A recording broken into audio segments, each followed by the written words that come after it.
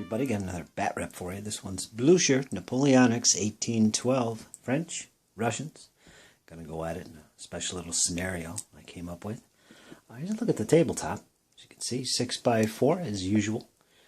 Those cards there, they represent basically core-sized forces that will be deploying in these zones. Now, basically the center point of the deployment zones. It's standard Blucher reinforcement table edges. So there's this central section for the French. They'll be coming on. Down here, the Russians will be coming on this section over here. And over here, the Russians will be coming on in the center section of this side of the board edge. And down there, you can't barely see it, but over there is a French corps coming in on the section on this side. It's a little too far on towards this direction, but it's actually down here more. So yeah, those are the four core-sized formations that are coming onto the board. And yes, it is a small game. It's not using the point system or the army lists, except for the stats, of course, but no points. This is a scenario-based game, and I came up with the scenario with the use of this book. And if you've ever heard of this book, go out and grab it. It's a great book. The scenario I'm basing this on is scenario 10, I believe. The Important Bridge. There's a quick rundown of it. It's like a 3-page spread. It's pretty basic. And it gives you the order of battle that you can use. And I'm using these literally as written. So we're ending up with a relatively small game here. And I am playing this solo, by the way. For example, Force A is 4 line units, 2 heavy cav units, 2 artillery. Force B is 1 light infantry, which I'm counting as standard line infantry, like in Blucher, that's how they'd be treated. 2 line infantry units and a light cav unit. I randomly determined which side was French, which side was the Russians, and I just chose the cards, and I formed the little decks of these cards. For instance, Force A is actually over there, and it's a nice little stack of cards. Force B is over here. Force C actually is over on this side, coming up the road, and D is right there. Now, all these forces will be able to deploy at the start of the game in turn 1 using the reinforcement rules from Blucher, page 80, and we'll be able to come on in turn 1 almost immediately. This force is an exception. Force D, basically, which is the Russians. They are delayed slightly. And they'll be coming on. They'll roll a standard reinforcement die roll, and their factor will be 2, however, which is not normal. The rationale for this is I want to get them into the game before it concludes. I'm going to maximize the turns to 20 in this game. It's going to take place sometime in the afternoon, so it's not going to be from dawn till dusk fighting here. So 20 turns is the max, and their factor for reinforcement will be 2, so it's going to be 1d6 times 2, and if it's equal or less than the current turn number, they will come on. So that's how that will work with that force right there. And when I say force, I'm calling these forces core-sized groups. They're probably more like divisions, but we're going to treat them as corps. They don't have a heck of a lot of units in them, so it's a relatively small action, and that's fine with me. There are 3 objectives. They're marked with red chips. We got 1 here in the center of this village, next to this bridge. The second one is right here, which is a ford where a small road crosses. And the third one, you just barely see that. Let me zoom in down there. It's way down here. Boom. That is the 3rd objective. It's pretty much a fight for control of the fords. Both the French and the Russians are moving local forces, which are relatively small, into the area to secure these crossing points. Now, neither side has the ability of destroying any of these bridge locations. That's the only bridge, actually. And obviously not destroying the fords. So they have to come in here, take the village, hold it, and then secure the fords. So normal victory conditions apply. If the battle reaches 20 turns and you control all the objectives, you win. Simple as that. The battle can end with standard rules, with break points.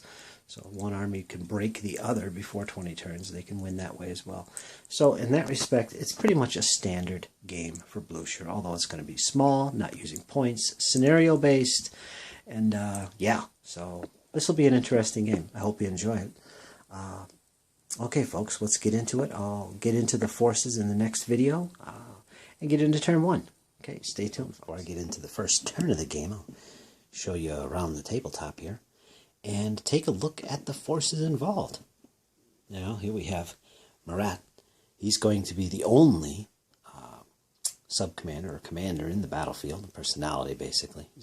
He's mostly used if you're using the Scharnhorst campaign system, but he does have the inspiration ability, or inspiring ability. He's limited to cavalry units, so he can join cavalry units and make use of his inspiring ability, which would be a +1 universal modifier in combat to the unit he's attached to. It puts him at risk as well. So he's going to be used in this battle. And I randomly determined which characters, or if any, would be present in this battle.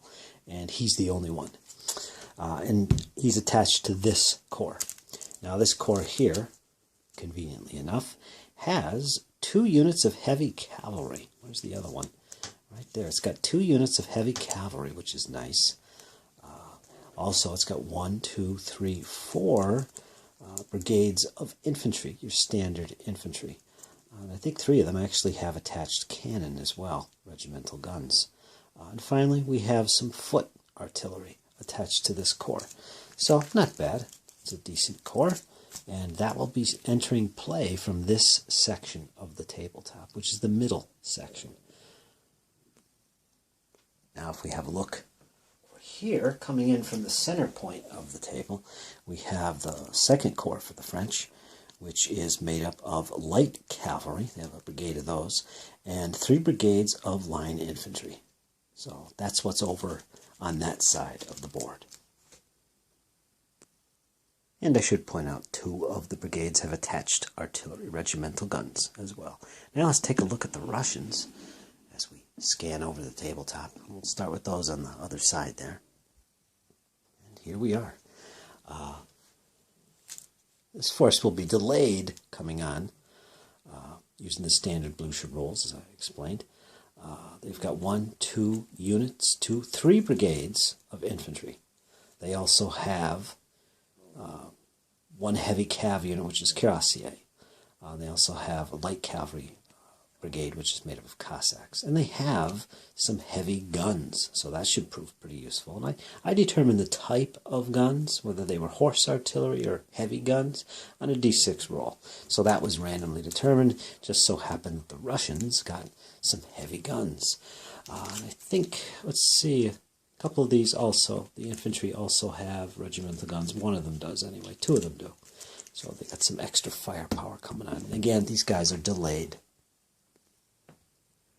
And of course, way up here on the other side of the table, and again, take a look, you'll see there's the other Russians. The French are down there, and over here, so you know where I'm looking. This force will be coming in on turn 1, and this corps-sized formation. It's got 1, 2, 3, 4 brigades of infantry, some foot guns, a massed battery of foot guns, and some cavalry, which would be your standard cavalry, like dragoons and things like that. So yeah, that's that corps, and they'll be coming on in the first turn of the game. And of course, we have some 1 infantry brigade with attached guns. So again, a little extra firepower for them. So that's the situation. It's a small battle, like I said. I'm not going for anything grand. This is fairly representative of a small engagement between the French and the Russians. In the early stages of the invasion of Russia, you got the French making their crossings, and the Niemen, and grabbing the bridges and fords as much as they could before the main army comes crossing. So that's what the scenario is all about, and I think it's pretty fitting, and it should be pretty fun. So I'm gonna randomly roll to see which side gets the first turn, and we'll see what happens with that. I'll activate the corps for that side. Check for any of these Russians. If they go first, I'll also be checking for them to arrive We'll see what happens. Okay, folks. Okay, so there we are. I finished 4 turns. That was 2 for the French and 2 for the Russians. The Russians went first. They basically had initiative. So they made the first moves, and it was up here. Now, these cards, I'm going to use the cards with the miniatures on top. That's a little different for me. I think it'll show up better on the video anyway. We'll try it out. Tell me what you think in the comments, if that's a good idea, if you like that. But regardless, these units with figures on top are revealed. They're not hidden. These units are basically still concealed, which basically means they can still make that reserve move. These units already made their reserve moves, or in this case was stuck in the woods. It was a little constrictive down here, actually. And I didn't take advantage of the road. Yeah, they made the initial moves. They went up here. They failed to bring these guys on in the first 2 turns. Right down here. They're still delayed. They should be arriving shortly. The French, in reply, under Murat, he did bring in his initial 4 brigades, including 2 infantry and 2 artillery. Field guns right there and right there. You can get a little zoom in on them right there. There they are. They're lining up on the other side of this stream, which is going to be tough for the Russians to cross if they so choose. But they are right next to the village, which is an objective. The French do not have it under their control yet. And by the way, this village will hold 1 brigade max.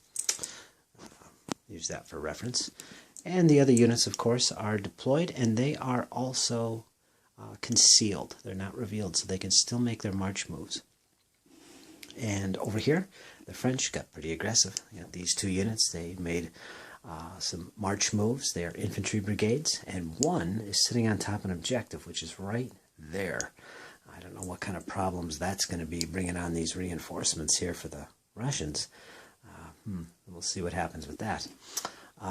They brought this unit on, which is another infantry brigade. I don't know if you can see that, but it's concealed. Just arrived.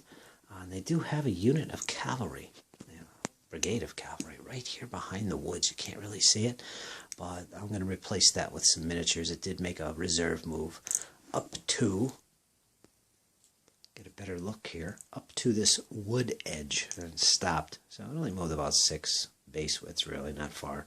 Not a very effective use of march moving. But considering all this terrain, it's none too easy, as you can see as I zoom in the wrong way. But that's the situation, folks. I'm going into turn 5. I'll probably cover a couple turns and video it, and you guys can follow along. And there is an objective here as well, which has not been picked up. So going into turn 5, folks. Hey, folks, finished turns 5, 6, 7, and 8. So another 4 turns in. As you can see, starting with the Russians on this side, they've got everything up and deployed up in this area, and also here. The only reserve they have, concealed unit, is right back here, and that is a cuirassier brigade waiting back there along the road. Also on this side, they did manage to bring on their delayed reserves. Finally came on. I think it was 2 turns ago. But there they are. They're all on board except for 1 unit of cavalry. They have 1 brigade of cavalry still coming on. I think it's right here. It'll be coming on behind this unit here of infantry. I'll take a little look at this and see what's going on.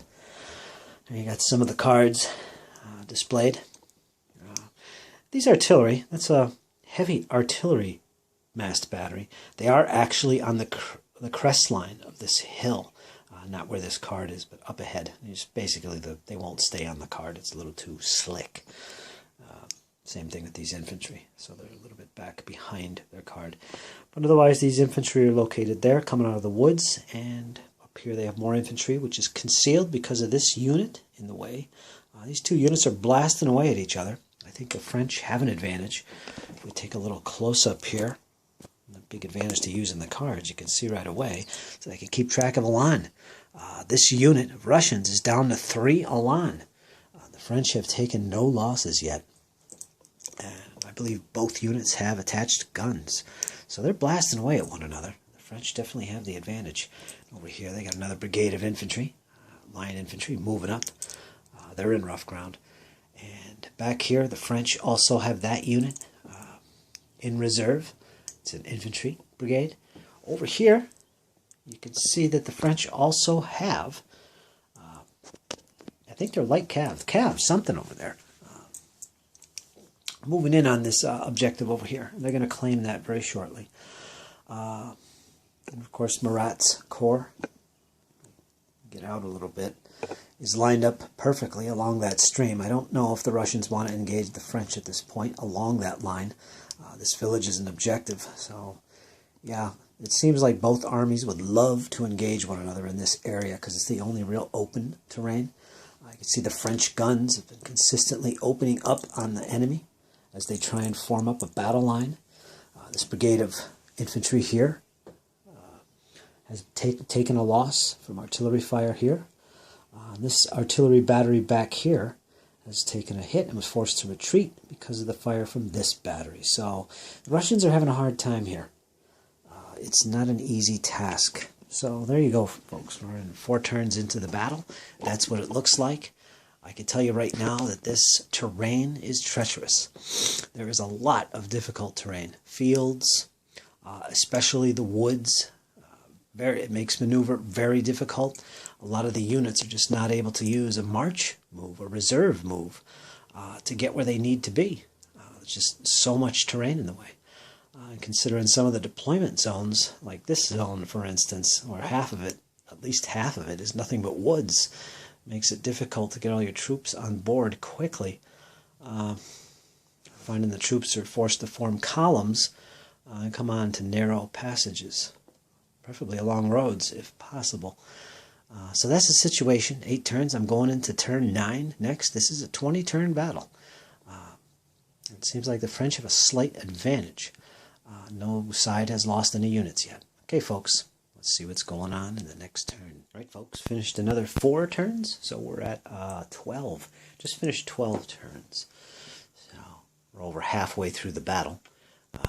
The terrain is playing a really big role in slowing the pace of this battle, that's for sure. Like I mentioned, you can't do those reserve moves hardly at all.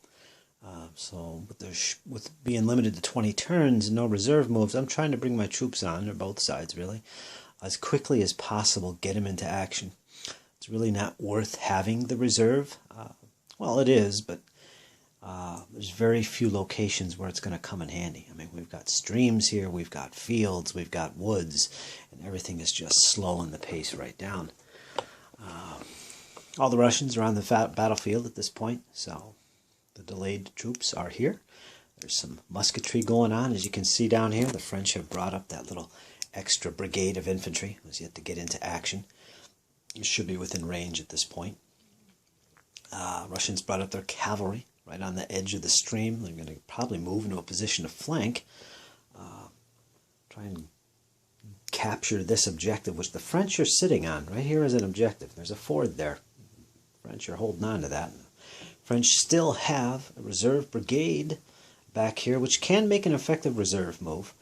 Since it's on the road, it will be able to move 12 base widths forward. So that's still in reserve. Of course, the cavalry back here is still on its way to capture that objective. We'll see if they do so. And we've got the French battle line formed up here along the stream. They do have a brigade trying to fight its way into this village, because the Russians are doing the same thing. They both have brigades trying to move into that position. Now, since the Russians are first and they're going to be going next, they're probably going to jump on that objective. It's going to be a tight fight. I don't think anybody's going to have time to fortify themselves. We'll see what happens. Already this unit has taken a couple losses as a result of taking fire from these heavy guns on the hill. And yes, they did have range to this target, and they didn't shoot over the heads of these infantry. Normally in Blucher you can't do that. You can't shoot over your own troops in any way, shape, or form. So what's else going on here? This cannon down here, this massed battery of French guns, is only fired once so far. It's kind of holding off on its fire, considering that the Russians, their battery of guns has just rallied itself basically and moved back to the crest line of this small little hill and is putting down some fire on the enemy. This cannon, of course, has been shooting, putting down effective fire on this unit, which has taken 3 hits. It's down to 3 elan. The Russians are just not getting themselves in position up here. Yeah, this side of the battlefield for the Russians is not going too well. They've been slowed down quite a bit. They do have a unit in reserve that is not revealed yet, so it can still make a march move. And it could move up this way. It's open ground. There's a room there to move and avoid difficult terrain. So that's the situation, folks. There's going to be a fight for the village, that's for sure. We're going into turn 13. The French have one objective in hand and one objective down here, which they're probably going to grab. So I think it's going to be close, and it might come down to objectives. The only unit that's worn at this point is this one here. It's down to 1 elan. It's pretty much, that's it. So it's no longer effective. I think the Russians want to kind of pull him back out of there. We shall see, folks. This is the situation. Let's go into turn 13 and see what happens. All right, folks, finished turns 13 and 14. So the French and the Russians both had a turn.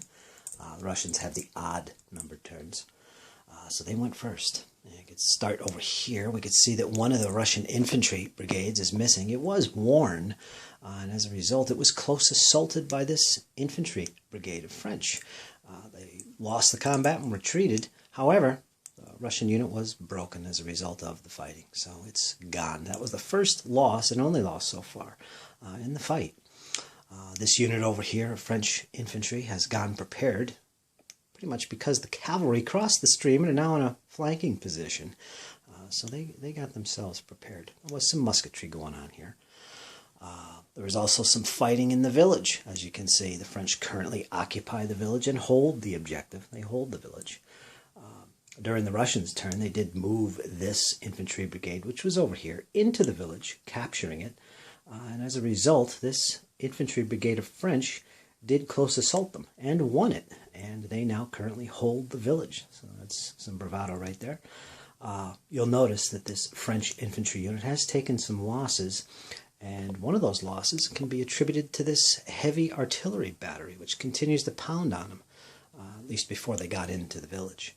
We'll see it happens in the next Russian turn. I got some Russian infantry moving up here between the two streams there. Over here, the French line of battle is still holding its position. The artillery engaged the enemy. This battery here did hit this one quite a bit during the battle so far, and this unit here is now worn. So that's the end of that brigade. The other French guns over here have been engaging the Russians back. Well, actually, they were hitting these guys as well, so that helped contribute to them being worn. They earlier engaged in some counter battery fire, ineffective. And there's the Russian battery sitting on a crest line of that little hill. And if we look down here in the woods, we got some problems for the Russians. Got two French cuirassiers moving up through the woods, finally. And they're right on the edges of it, practically. And we'll see what's going to develop from there. Russians, they've just run out of momentum. They've been running out of momentum. Have not been able to do much in this whole area. And they still have their cuirassier in reserve, yet to commit it. So we'll see what happens with them. And finally, down here, the French still have their infantry brigade in reserve, still waiting to come up that road. And, of course, the objective over here, waiting to be jumped on by the French cavalry. That's the situation. Murat has not joined his cavalry in the battle yet. He probably will shortly. It's turn 15 we're going into, or I'm going into, playing this solo. We'll see what happens then. But that's the situation, folks. It's getting bloody. It's getting tight.